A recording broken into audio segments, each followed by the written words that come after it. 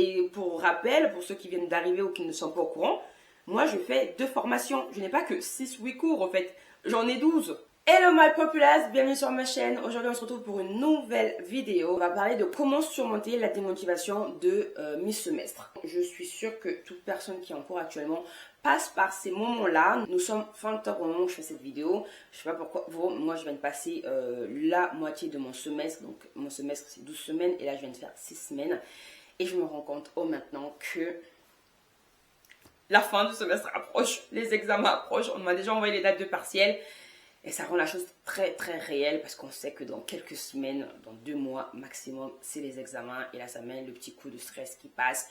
Et on se rend compte que ça fait 1 semaine, 2 semaines qu'on n'est plus aussi motivé qu'au début de semestre. Que la rentrée, ça fait déjà un moment qu'elle est passée, qu'on a un petit peu oublié ce qui s'est passé, que notre motivation, elle est restée à la rentrée, elle ne nous a pas suivis maintenant. Et que du coup, on se sent débordé par les cours. Et je vais vous donner mes petites astuces que je fais pour surmonter cette démotivation, pour surmonter ce overwhelming, ce stress qui arrive au mi-semestre. Première chose que je fais, quand je me rends compte que je suis débordée par mes cours, que je ne sais plus où donner de la tête, qu'il y a beaucoup de choses qui arrivent, les partiels, les TD, les galops, etc. Je suis en mode... Il faut que je revoie mon système. Il faut que je revoie le système que j'ai mis en place, c'est-à-dire l'organisation que j'ai mis en place au début de l'année. Il faut que je le revoie pour voir si potentiellement il n'est plus adapté à la situation actuelle dans laquelle je me trouve. Peut-être que je suis tombée énormément malade, peut-être que la façon dont j'avais placé mes jours de travail ne sont pas les bons, peut-être que là on est passé en hiver et que au lieu de travailler jusqu'à 20 h parce qu'il fait nuit tôt et qu'on est fatigué et qu'on est émotionnellement impacté par ça, peut-être qu'il faudrait que je revoie mon système et que je le modifie. C'est ok de modifier quelque chose. Il n'y a que les imbéciles qui ne changent pas d'avis. Et vous pouvez mettre en place des choses qui vont fonctionner à un moment T et qui ne vont pas fonctionner à un autre moment parce que la vie évolue et il faut savoir s'adapter et c'est ok. Deuxième chose que je fais, c'est de revoir le niveau que j'ai dans les matières de le semestre. Par exemple, quand on commence le semestre, on ne connaît pas son niveau. On met des matières en se disant qu'on va faire cette matière le matin, cette matière le soir, etc. Et tout. Évidemment, là, je parle pour ceux qui organisent leur planning. Pour ceux qui n'organisent pas leur planning, vous pouvez toujours organiser vos plannings de révision. Ça revient un peu à la même chose. Donc, du coup, l'idée de se dire que, écoutez, il y a des matières où vous savez maintenant, après 6 semaines de cours, vous êtes arrivé à la moitié du semestre, vous avez vu comment se passaient les premiers cours, vous avez vu la moitié du semestre, et vous savez maintenant plus ou moins quel est votre niveau dans la matière. Des matières où vous vous dites, ah ok, cette matière elle va être plus difficile, j'ai beaucoup de lacunes dedans, j'ai du mal à comprendre, ça me prend toujours 2 heures de plus que les autres matières à finir mes exos, à finir mes galops, etc. Et d'autres matières où vous allez dire, ok là j'ai des facilités, ça va beaucoup plus vite, j'ai compris le cours, j'ai compris les attentes du professeur, etc.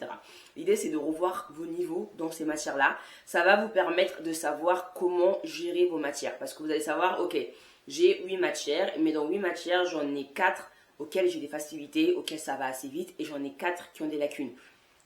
C'est assez stable. Par contre, si vous revoyez vos matières et que vous dites que vous en avez 8, mais qu'il y en a 6 dont vous avez des lacunes, et il y en a que 2 que vous êtes à l'aise avec, là, ça va pas. Et là, ça veut dire qu'il va falloir enlever certaines choses, faire plus de sacrifices, parce que les matières où vous avez des lacunes sont plus importantes que les matières où vous avez des facilités. Donc, potentiellement, les partiels, ça ne passe pas. Donc il faut toujours se remettre en question et revoir son niveau dans les matières pour voir un peu comment organiser la deuxième partie du semestre, les révisions et évidemment les examens.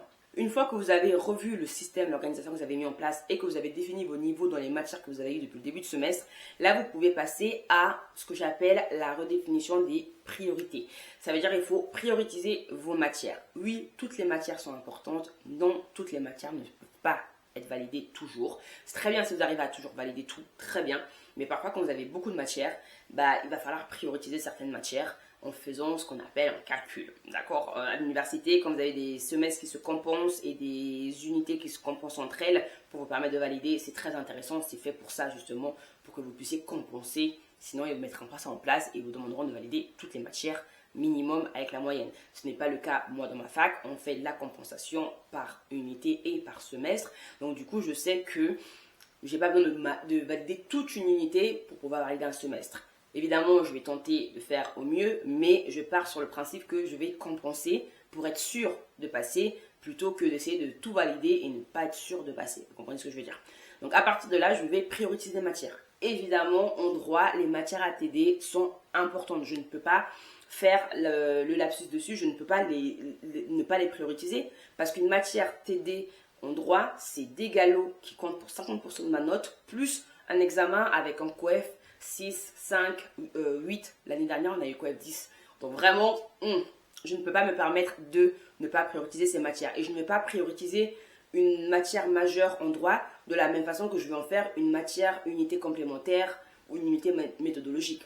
Vous voyez, on n'est pas sur le même plan. Une unité méthodologique, en général, c'est l'apprentissage de la bibliothèque, comment utiliser les références, c'est ce qu'on appelle les compétences documentaires, on en a toujours beaucoup comme ça dans les cours, ou alors c'est des petites matières à base de stats, etc. Et tout, c'est des matières méthodologiques.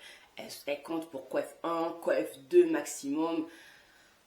Écoutez, c'est des points en plus, il ne faut pas les banaliser, parce que c'est des points en plus, ça vous permet parfois, c'est le petit 0,5 dont vous avez besoin pour valider, mais c'est pas prioritaire à une matière coef 10.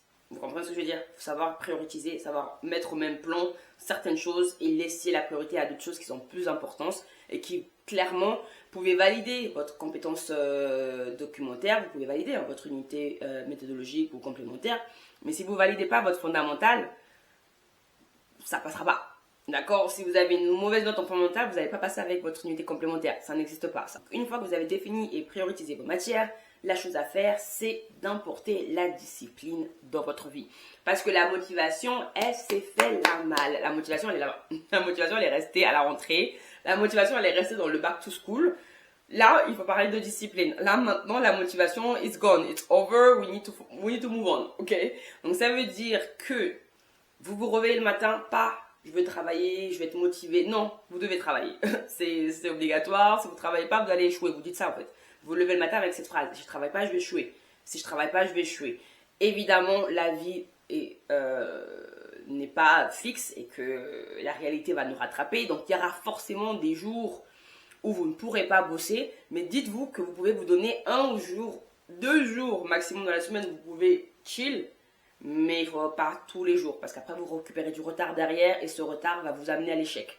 Donc en fait je suis désolée, ça va être très difficile, vous allez être très dur avec vous-même. Mais là on rentre dans la phase de discipline, on rentre dans la réalité, il n'y a plus de motivation et on reste responsable de ses actions. Si on a décidé pendant 3-4 jours de ne pas toucher son cours, il faut être concentré et il faut rester responsable parce que l'échec arrive derrière. Si on ne rattrape pas ce retard, l'échec arrive. Et ça il faut se le dire, il faut se l'avouer, il faut l'admettre parce que sinon... On est dans le monde des bisounours, on arrive au partiel et on se pose la question de pourquoi on a arrêté nos partiels. Et bien parce qu'on faisait rien pendant des semaines en fait. On faisait rien pendant des semaines. Étape suivante, une fois qu'on a importé la discipline et qu'on a accepté que la motivation n'était plus le maître mot, mais que la discipline devenait le maître mot dans notre vie, on se donne des objectifs à court terme, ok? Parce que l'objectif à long terme d'un semestre, c'est les partiels évidemment. C'est valider le semestre au moment des partiels. Mais ça, c'est un objectif qui est trop loin quand on est en mi-semestre. Même si c'est 2 mois, je vous assure que c'est trop loin. Donnez-vous des objectifs semestres. Ça veut dire, donnez-vous des objectifs court terme, des objectifs à la semaine. À la fin de la semaine, vous faites des quiz. À la fin de la semaine, vous faites des exos type partiel.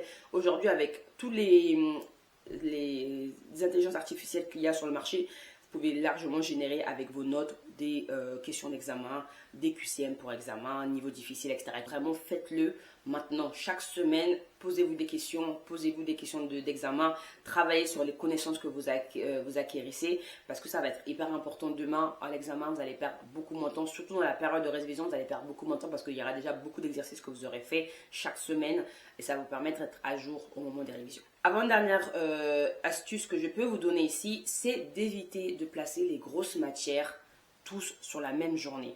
C'est pas possible. C'est pas possible. Genre, vous avez 3 majors qui se suivent sur la même journée. Non. Non. Ça, c'est l'appel à l'échec. Parce que qui a envie de faire, moi surtout en droit, mes majeurs, le cours il dure 3 heures. Je vais faire 9 heures de cours sur une journée. Non. D'accord? Donc du coup, évitez ça. Évitez au maximum les matières importantes le même jour et sélectionnez les bons créneaux aussi. Si vous savez que le matin, vous êtes au taquet, faites les grosses majeures le matin. Ok, répartissez toutes vos majeures le matin. Comme ça, chaque jour dans la semaine, vous avez le créneau du matin qui est pour les grosses matières parce que vous savez que vous êtes au taquet. Si vers 15h, 16h, vous commencez à fatiguer, mettez des matières documentaires, mettez des unités complémentaires, mettez des matières simples comme les langues qui demandent moins de concentration, moins de besoin d'énergie, etc. Évitez les grosses matières le soir et évitez toutes les grosses matières le même jour. C'est sûr. Voilà. Et enfin, dernière astuce que je peux partager avec vous, c'est d'accepter que la fin de semestre arrive avec des sacrifices. C'est accepter ça. Donc, vos soirées que vous aviez au début du semestre, parce qu'on était au début du semestre, il n'y avait pas beaucoup de cours, il y avait les TD qui n'avaient pas encore commencé, etc. et tout. Vous pouviez sortir tous les vendredis, vous pouviez sortir tous les samedis. C'est fini. D'accord? Parce que fin de semestre veut dire sacrifice, veut dire on lock-in en fait. On lock-in parce que les examens arrivent et c'est ok. On va avoir un peu de vacances après les partiels et surtout on aura la période estivale pour faire à la bringue. Là on lock-in. Donc on voit les gens, à moins que ce soit des choses importantes, d'urgence, nécessaires, les anniversaires, je sais pas quoi. On limite les soirées, on limite les sorties. On se parle par téléphone. Si vous avez des potes qui sont étudiants, ils comprendront. Si vous avez des potes qui ne sont pas étudiants, ils comprendront aussi. Vous êtes en train de lock-in, c'est pour vous, c'est pour votre avenir, c'est pour votre futur. J'espère que cette vidéo pourra vous aider parce que je sais qu'on est au mois de novembre, au moment où cette vidéo elle sort. Ouais, au moment où cette vidéo sort, je pense qu'on est en novembre. Première semaine de novembre, je ne sais plus quand est-ce qu'elle va sortir. Mais en tout cas, au moment où je la tourne, nous sommes le 20 octobre. Et je pense que oui, elle sort la première semaine de novembre. Et je sais qu'on est déjà tous en train de penser déjà aux partiels qui arrivent. Certains d'entre nous passent les partiels en décembre, avant les fêtes de Noël. C'est trop méchant. C'est trop méchant. Moi, mes partiels arrivent en janvier. C'est souvent la deuxième semaine de janvier et la troisième semaine de janvier. Donc, j'ai encore un peu de temps. Mais voilà, je vais quand même partager avec vous parce que la dernière fois, je me suis posée. J'étais en mode putain, je suis à la semaine 6. Je suis déjà à la semaine 6 et je me sentais déjà stressée. Je me sentais déjà un petit peu débordée. Et pour rappel, pour ceux qui viennent d'arriver ou qui ne sont pas au courant, moi, je fais 2 formations. Je n'ai pas que 6-8 cours en fait. J'en ai 12. D'accord? Enfin, non, j'en ai 11. J'en ai 11 parce qu'il y en a un qui, au final, a été retiré puisque je l'ai validé l'année dernière. Donc, j'en ai 11. 11 matières. Ça va très vite. Le retard, c'est pas possible. Oui. Et je pensais à ça, je me suis dit, je vais en faire une vidéo parce que je suis pas la seule sûrement à passer par cette phase-là de stress, de démotivation. Parce que voilà, il y a plein de choses qui se passent. La vie se passe tout simplement. Et puis moi, je suis dans tellement de choses. Il y a tellement de choses dans ma tête. Le déménagement. Et que j'avais besoin de faire cette vidéo et pour me rassurer un petit peu et puis pour rassurer toute personne qui passe par la même situation pour vous dire c'est ok, il y a des astuces, il y a des possibilités, il y a des astuces à mettre en place, ce n'est pas perdu complètement, vous ne vous sentez pas perdu, ça va bien se passer, on est ensemble, tout va bien se passer. Voilà, écoutez, la vidéo s'arrête là pour moi, merci de l'avoir regardé jusqu'ici, mettez des petits pouces en l'air si c'est le cas et puis mettez-moi en commentaire. Qu'est-ce qu'on peut mettre en commentaire? Un emoji finger cross. Voilà, un emoji finger cross que tout va bien se passer. Voilà. Et puis, laissez-moi en commentaire vos expériences actuellement, où vous en êtes dans votre semestre. Est-ce que vous vous sentez débordé? Au contraire, est-ce que vous êtes en contrôle, vous êtes à jour dans vos cours, etc. Et tout, ça fera plaisir de partager. Et je pense que toute personne qui voudra, qui passeront par les mêmes situations que vous, sera rassurée aussi de voir qu'il y a d'autres personnes. Croyez-moi que parfois, quand on voit que quelqu'un d'autre passe par la même situation que nous, ça enlève un petit peu un poids en moins sur nos épaules.